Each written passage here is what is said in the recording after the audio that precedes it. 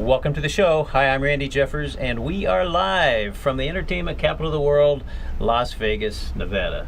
Well, we have a really special show for you. We are here with Wilson Honeyboy Smith. Now, with a name like Honeyboy, you must be a fighter. You must. Exactly. It's like that song, Boy Named Sue.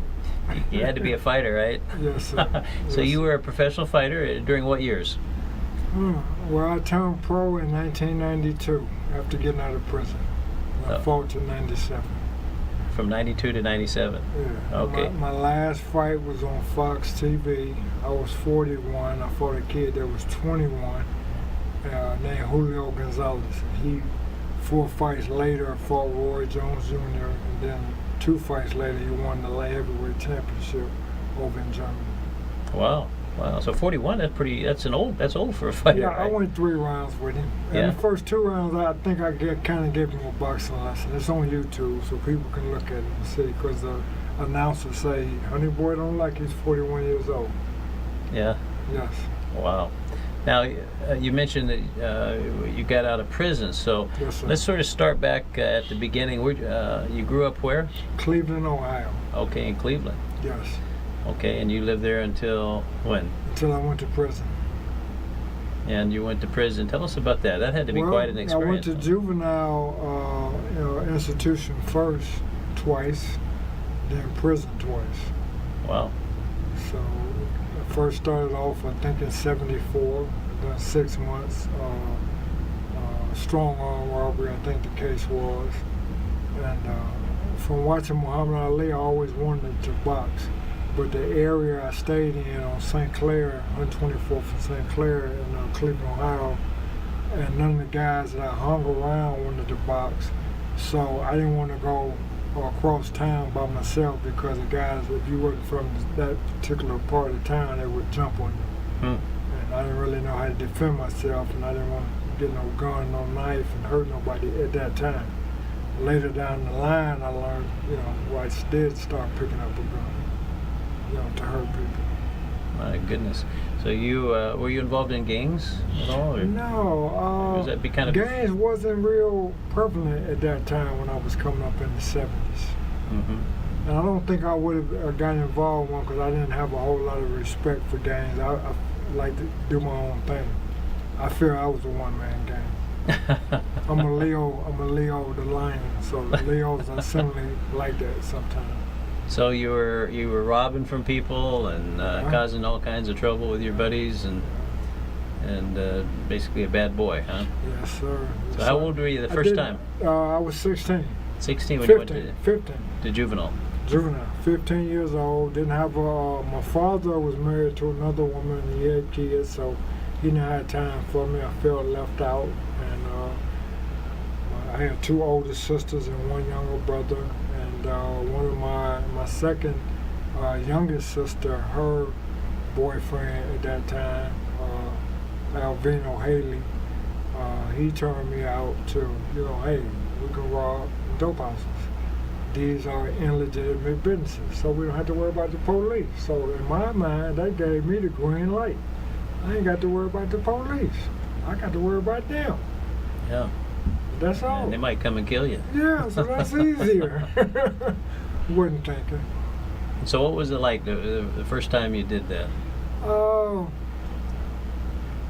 It was like a fraternity, because you meet other guys from I was in Ohio, so I met guys from Cincinnati, and then when I went back the second time, most of the guys that I met the first time, they was there the second time. Say, hey, we all in school, so we continually graduating, Mm-hmm. So I graduated from school in 76 from Indian River School for Boys.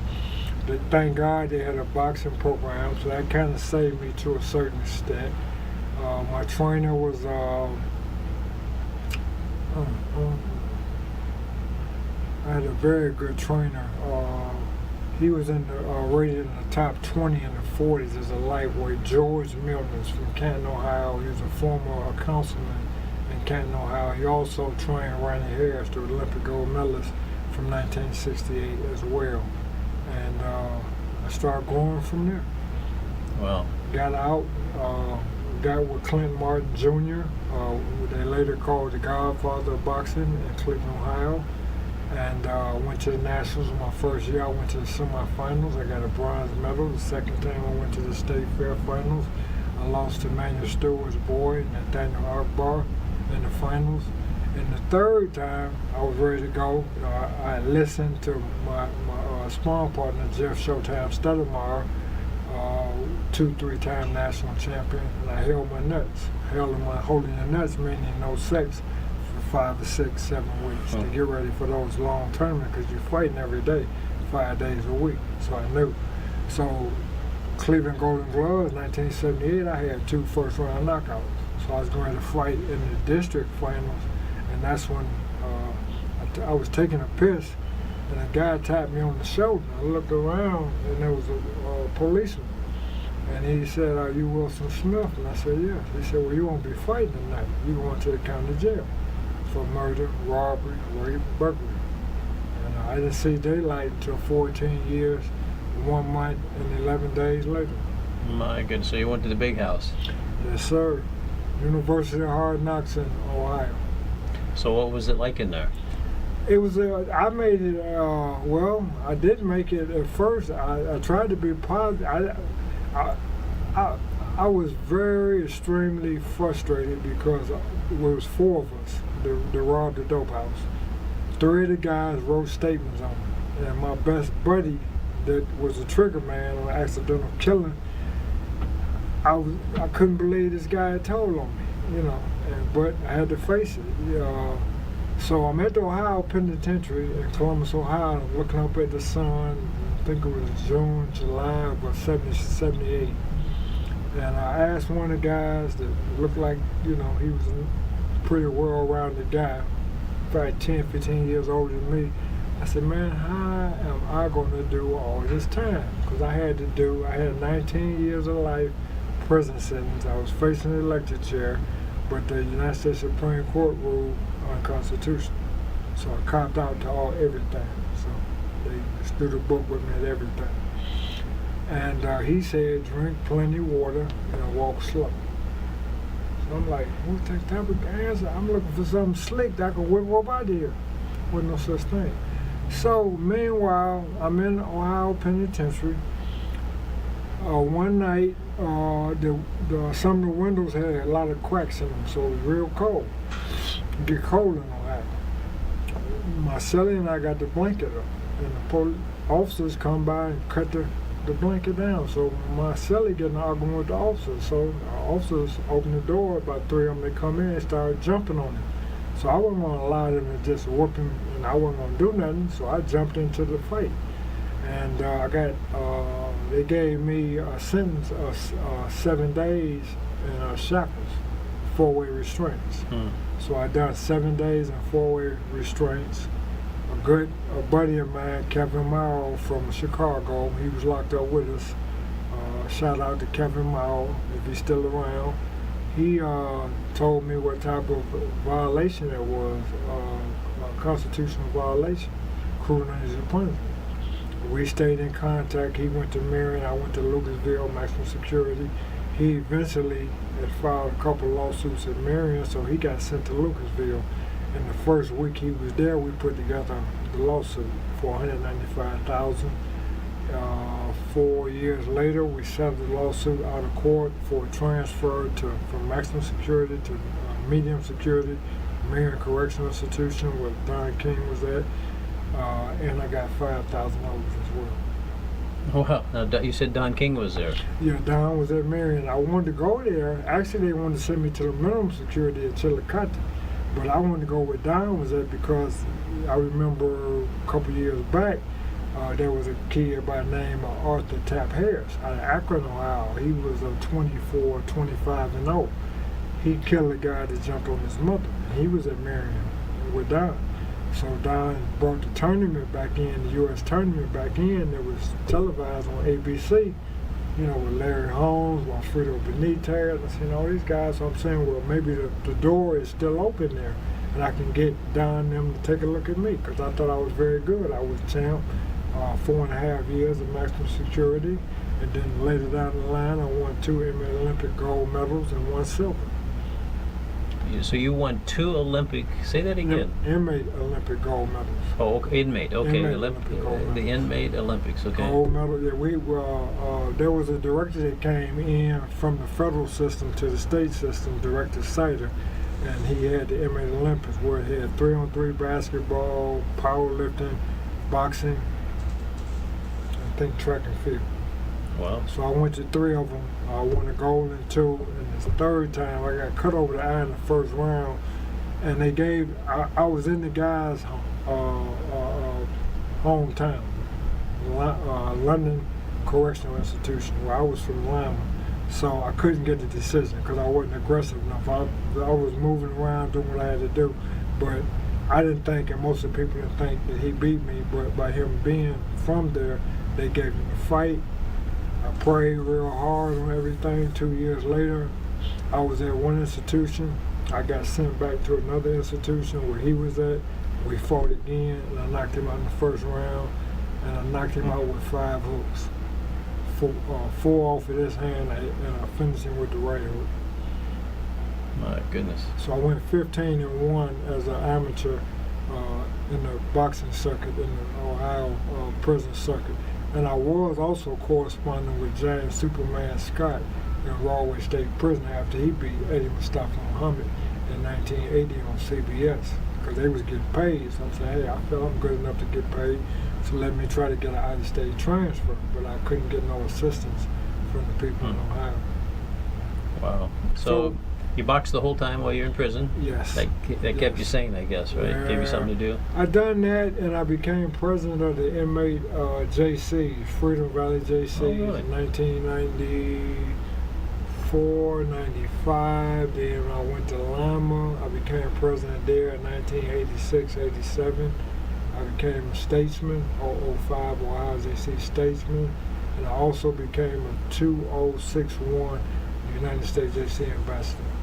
Wow.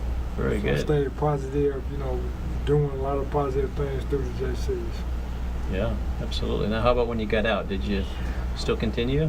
Yes, I did, Yeah. and great things happened. Guess what? Yeah. I got out.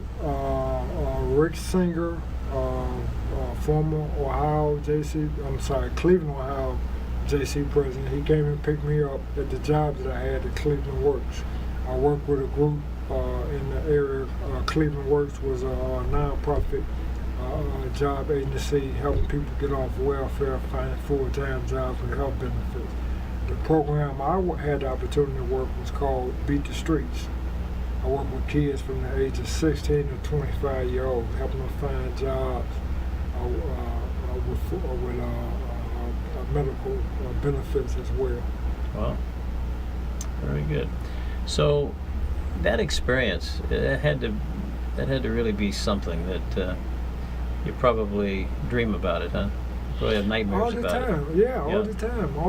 I just, read a lot of books, talked to a lot of wise guys that was in there, all nationalities, and I just grew. I said, hey, I gotta turn. I really didn't fucked up, So I looked at everything and said, hey, it's every man for himself in here. So I got to dig down deep within me and bring out the best. So I plan my work and start working my plan step by step, stay positive. I said I ain't never getting into no fight again. I definitely ain't getting into no fight with no inmate because we ain't got nothing to fight about. And I'm definitely not fighting no officers no more. They locked me down for 7 days in shackles. So I definitely didn't want no more parts of that. And I was trying to get out. I felt I could have won a world championship if I could have got out in time. So you got out, and you were how old when you got out? I got out at 33 and a half, Wow. and I turned pro at 34. My I goodness. fought for the state championship at 36, and I got TKO'd in the 12th round, only because I had sex 6 days before the fight. Other than that, I wouldn't have had no problem with the guy. As a matter of fact, the guy that beat me, he became a correctional guard. And he told the guy, he said, if Honey Man, well, they called me Honey Man in prison. He said if Honey Boy or Honey Man wouldn't have tried to knock me out, he could have easily outboxed me. But my mentality at that time was Max Tyson mentality: knockout, kill or be killed. Wow. Now, speaking of Mike Tyson, you know Mike Tyson pretty well. Yeah, what happened is a buddy of mine, Steve Crocodile Fitz, he came up in Cleveland from Detroit. He was over the Motor City car. He was a hot thing from Cronk's Gym, 21 years old. He was getting ready for Felix Trinidad. So by me being tall, and I was a junior middleweight, and Trinidad's around 5'10", 5'11", I'm 6'1". So let's see if you bring you out to the camp, and let's see if you can work with Oba. And if you can work with Oba, you got a job. And the doors can open up for you out there. I said, okay, cool. So I came out there, and they liked me. We worked real good. And after working with Oba, Michael Second to None came in town, two-time the world champion. We worked real good. He brought me the first one that brought me out to Las Vegas. Actually, Earl Westland Jr. at Don King Training Camp told me, he said, Honey Boy, we're not taking no sparring partners to Las Vegas this time. So I went over and told Michael Second to None in the gym area, in the cabin. So he said, come on. Me, him, and his bodyguard walked over to the office, and the Dottie, the former Cleveland police officer, female, Mike Nunn told her, he said, Honey Boy going if I got to pay for it. So he brought me out here to Las Vegas for the first time in 96. 93, 94. Because Mike came home in 95, and by me being still chief sparring partner for Oba the Motor City car, Oba Car was managed by Roy Holloway. Roy Holloway was the one that co-managed Mike Tyson, him and John Horn. So when Mike came home the next week, they said, hey, the camp is moving to Las Vegas. So Steve Crocodile Fitz, my man, he told Mike, he said, let's bring Honey Boy with him. So Mike said, okay, let's go. I came out here in 1995. And you stayed the whole, ever since? I've been out back and forth. In 1997, Dana White asked me to start working with him because he had a boxing class where he had about 20 or 30 people in different classes and whatnot. So I started working with Dana for 6 months. I had the pleasure to train Teresa Fertitti and Tom Hansen and his two lovely boys at 5 o'clock in the morning, Monday, Wednesday, and Friday as United Champions. And I had to go back home. My mother got sick with cancer. So I had to go back home and take care of her. And I come back out here in 2000. Floyd Sr. asked me to work with him. Floyd Joy Mayweather Sr.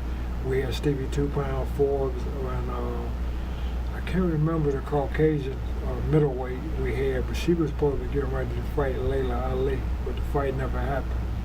She's coming to the ring with a monkey. I can't call her name right now. And her manager had a boxing gym out at his house, and I forgot exactly where it was at. But it was only boxing camp at that house in the garage at that time.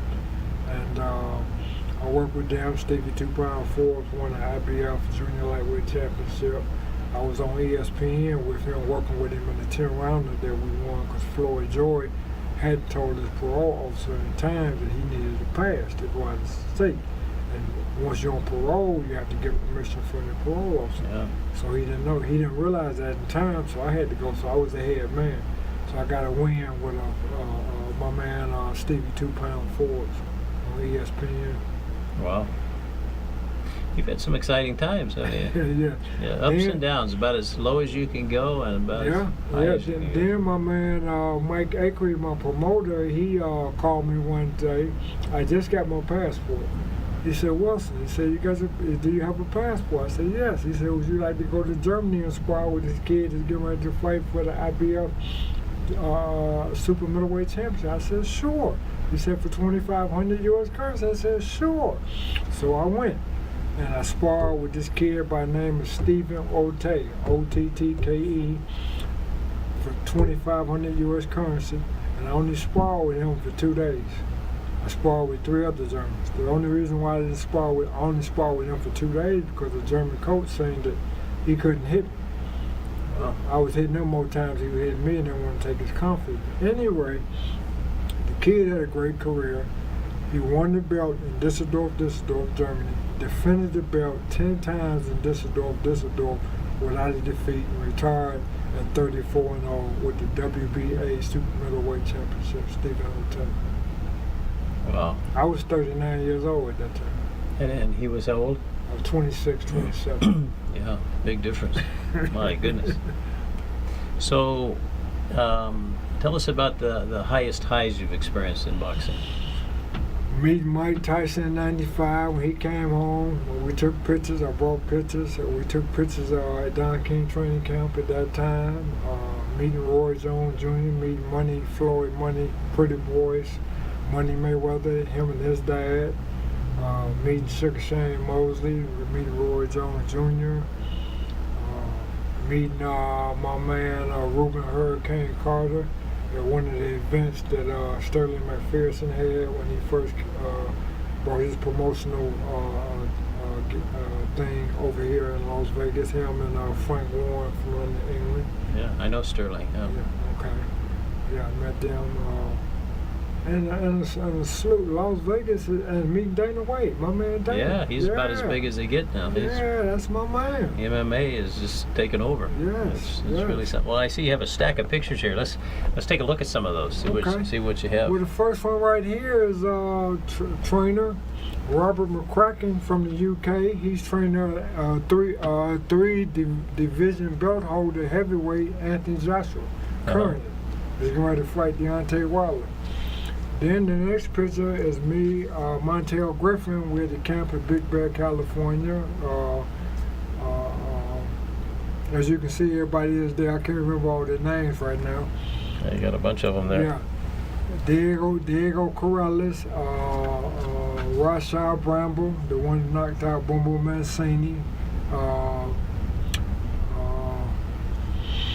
Diego Corrales was undefeated, and Pretty Boy Floyd Mayweather, I believe, at that time was the underdog.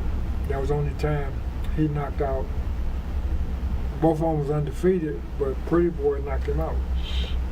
This is Randy Colvin from Kansas City. I fought him in St. Louis. He was a super middleweight North American belt holder. He stopped me in the 8th round.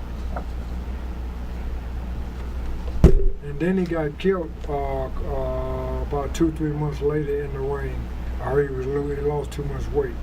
This is a picture here of me and my trainer, my late great trainer Willie D. Kirk from Toledo, Ohio, in USA Today. USA Today, I believe, it just came out in 1982, and it came into Marion Correctional Institution. And I just knocked out the middleweight champion. I just got there from Louisville, so they gave me some recognition.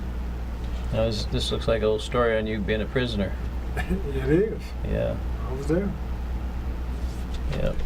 And this is the man with the most knockouts in the history of the game, the late, great Archie the Mongoose Moore. I was at Archie Moore. and I took a picture with him. How many knockouts did he have? Anywhere between 147 and 149. Been My different. goodness, there's a lot of fights. Knockouts. 15 rounds for champion. Wow. Not 12 rounds. This is Steve Crocodile Fish, over the Motor City Car, myself, Dave Jacobs, Sheree Leonard's trainer, and Stacy Roosevelt McKinley, Mike Tyson's trainer. Wow. We're out here. And here's a picture of Mike Tyson himself, Iron Mike. There he is. He looks a little different now, though. Yes, he has a tattoo and everything. As you can see, I'm wearing one of his shirts with the tattoo. Yeah. And that's the man that first beat Mike. Buster Douglas, Columbus, Ohio, my man. Yeah. He's pretty tall. Yes, 6'5", I believe. Is he 6'5"? 6'5", about 240. So when you were 6'1", I'm 6'1". and when you were fighting, what was your weight? Junior middleweight, but I fought all the way at light heavyweight. My last fight on Fox against Julio Gonzalez was at light heavyweight, but I probably only weighed about 165 pounds. This is the late great Panama Lewis, the legend. Yeah.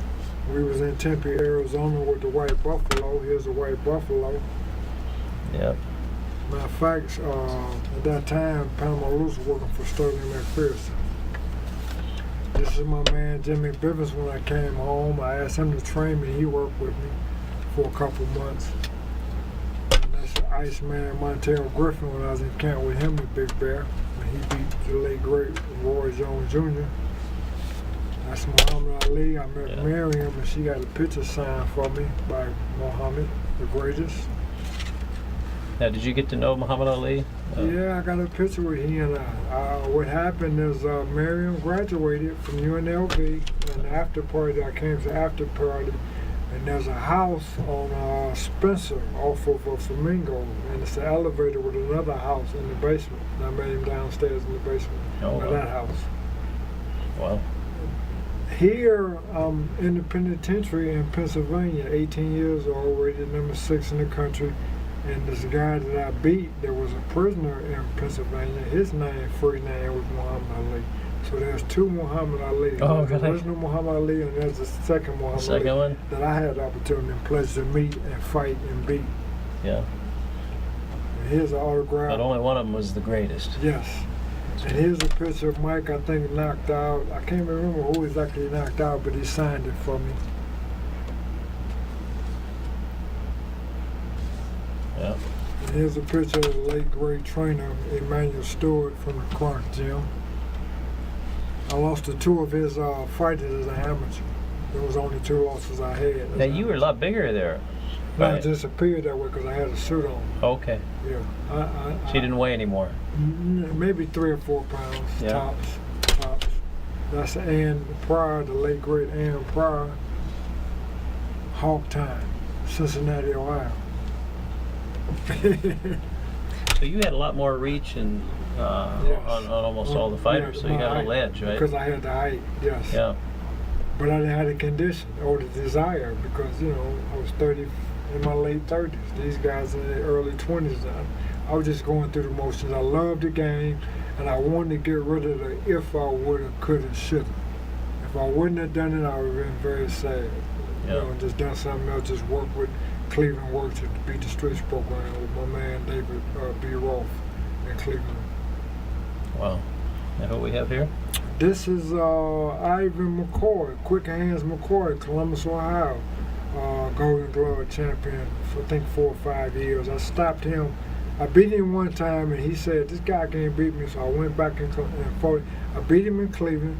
I went back 2 weeks later and I stopped him in Columbus, Ohio. And you can see In his 2 eyes weeks? for 2 weeks. Yeah, because he wanted the rematch. So 2 weeks. That's pretty short time, though. But that's just amateur. We fought 3 Yeah. rounds of amateur. Yeah. Yeah, so when you fought like that, Did you? Yeah. that's the late great Roy Jones Jr. there. He was at the Tyson weigh-in. Wow. And that's the great trainer, Dundee. late great Angelo Dundee. Yep. He was the most famous of all, I guess, And right? here's Miriam Ali, where I got a master's degree. That's when I met Muhammad Ali. Wow. And this is the first time I met Miriam at the MGM Grand. We took a picture outside. And that's me in a 6-round fight with a kid from Columbus, Ohio. I don't remember his name. He's going down. Long Huh? time. Yeah, I stopped him. I think it was the 3rd or 4th round. He was a left-hander, strong, with no defense. Huh. And this is the first day Mike came home from prison in '95. That's Don King training camp. That's the first day he got Mike came home. home, yes. As you can see, he's a lot smaller. Yeah. 1995, Orwell, Ohio. Wow. This is the greatest, Muhammad, 1999, when I met him at Miriam's congratulations master's degree party. You could tell he's his Parkinson's was. Yes, You could tell. Yeah, You could see it there. Absolutely. This is the late great Freddie Pacheco. Yeah. At an event, took a picture with him. Hmm. And I was in Cincinnati, I had a first round knockout on Nate Tubbs' show that he promoted, and he had Mike Tyson there, and I shook hands with Mike afterwards. Yeah. And this is Mike again, coming out the Golden Glory gym. We took a picture together here in Las Vegas.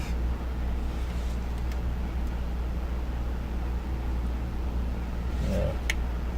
Wow, you have some good memories there. Yes, sir. Yes, sir. And the best is yet to come. Yes, absolutely. So you're how old now? I'm 60. I turned 60 July 29th. Just had a Wow. birthday a couple weeks ago. Congratulations. That's a big milestone. Thank you. Thank you very much.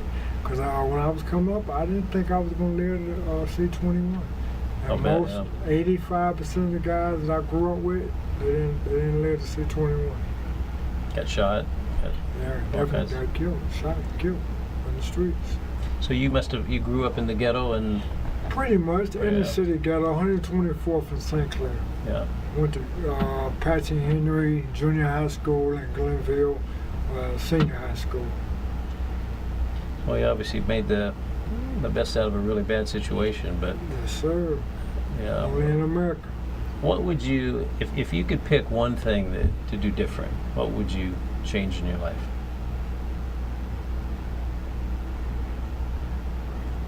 I just wish I would have had somebody, a male, positive male role model that could have told me, hey, stick with the boxing.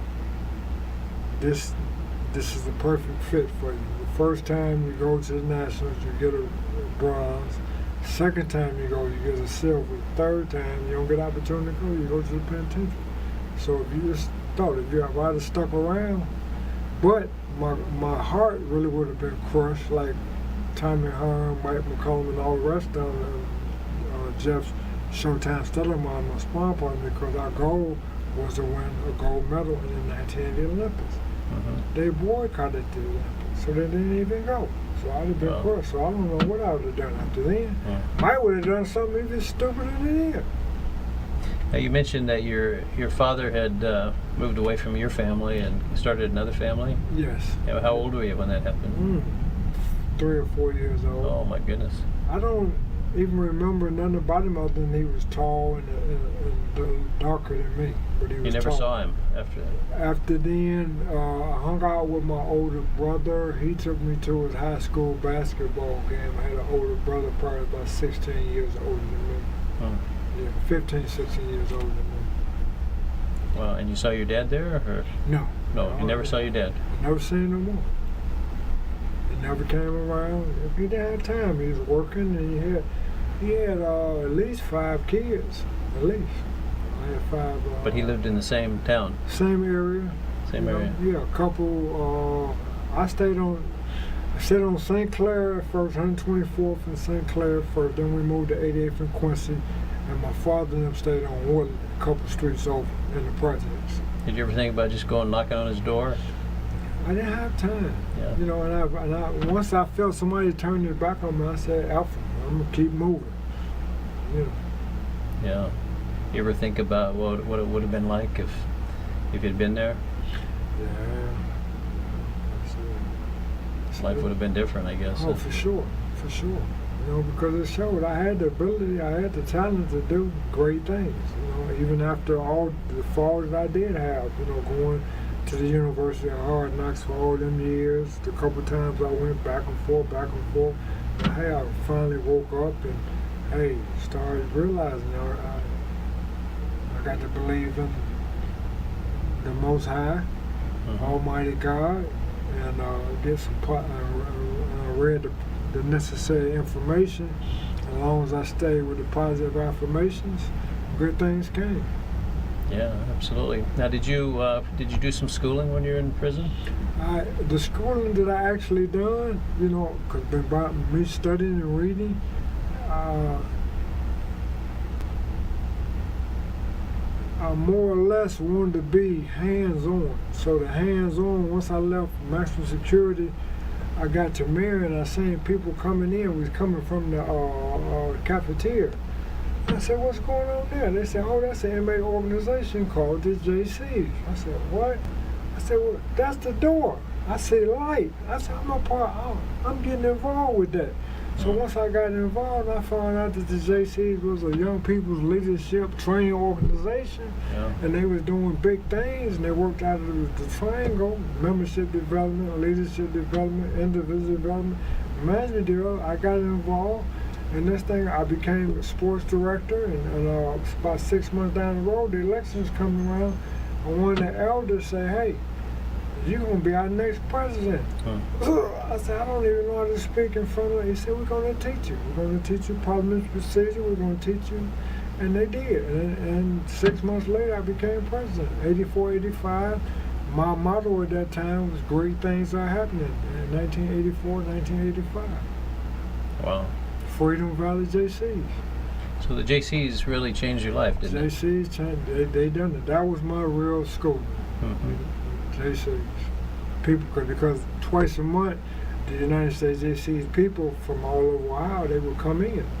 And everything was a reward system. You got plats. Every time you brought members, you had so many classes: individual development, management development, personal dynamics, leadership dynamics,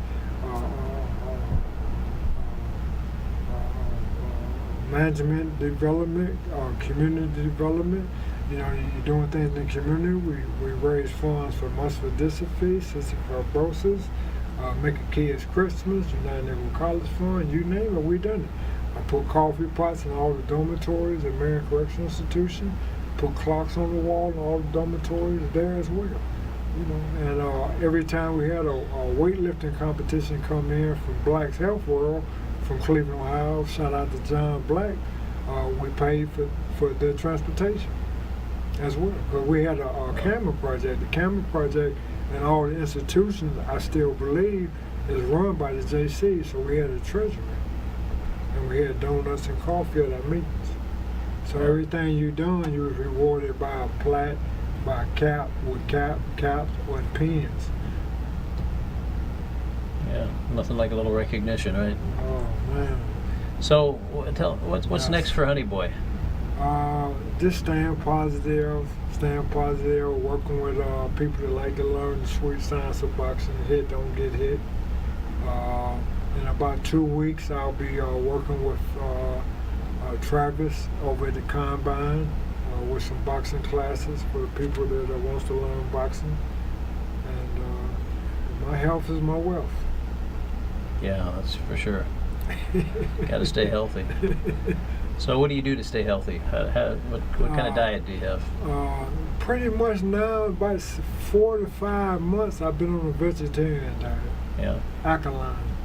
You know, everything's alkaline. I got introduced, my lady friend introduced me to the NutriBullet maybe 6 or 7 years ago. Yeah. Because you can drink more than you can eat. Right. So I said, hey, that makes sense. You know, and if I can alkaline my body and electrify it, I can have more energy, you know, because I'm not young as I used to be. You know, although I might look 10 years, 15, 20 years younger than I am, it's not, I feel it. Yeah, absolutely. So, do you ever think you'll ever, do you step in the ring sometimes? Do some Only training? moving around, showing some of my clients, you know, how to move, how to hit the rope. You know, letting them know, you know, from the center of the ring, how many steps it is to the turnbuckle, how many steps it is to the ropes, and pivot, jab, you know, move around like that. I do. So no sparring for you? No. Those days are no. over. You don't play boxing when you get older, because you know the bones can. When you talk, I mean, there's great exceptions to the rule, like Bernard Hopkins was a great exception. I think his last fight was in 50 or 51, whatever the case may be, but he got knocked out the ring, so I guess he found out that didn't quite work. Went a little too far. Yeah. But normally in the 40s, most of your great fighters, Sugar Ray Robinson and Archie fought to 454. He fought Muhammad Ali at 54. You know, but normally late 30s, early 40s, cut it. Yeah, and you started so late, you didn't have much of a chance. Exactly. I started at 34 and I fought till I was 41. But after Julio Gonzalez bust my nose in 1999 on Fox, I never got my nose busted. And I sparred with 5 world champions: Michael second to none, Frank Tate, Olympic gold medalist, middleweight champ. He was fighting Virgil Hill for a light heavyweight championship. I helped him get ready for that. Stevie Collins out of Ireland. I knocked him down with a left hook to the body, shovel hook, at top rank. The great Rafael Garcia can vouch for me on that. And my other man, can't call his name, the cut man over there, I can't call his name right now. Sorry about that. No, Miguel Diaz. He can vouch for me and Rafael's son. But I did knock Stevie Collins down, and I was helping Stevie get ready to fight Nazir Ben. He went over and beat Nazir Ben at the UK. Then I worked with Montel Griffin both times when he fought Roy Jones Jr. And then what's the over the Motor City Car, Murky Sosa, and the other super middleweight I worked out with over at top rank, that Kenny Adams had, Fabulous Frankie Lau, and Lightning Lonnie Smith. But I didn't get paid for working with them. Everybody else I got paid for working with. So I was a world-class sparring partner, so to speak. So speaking of pay, what's the most you ever made for a fight? Most I made was Julio Gonzalez, my last fight. I got 4,000. What happened? I fought Babyface. Babyface, what's your real name? I can't remember. I fought him the first time in Cleveland. I beat him on the 6th round. 6th round, I think I probably was the one of the best. I could, if there was a 6th round belt, I would have won that. Huh. But anything after 6 rounds, I couldn't tell you. A week or 2 or longer, I can't hold my nuts. I've been locked up for 14 years, 1 month and 11 days. I had to have some sex. I had to ski.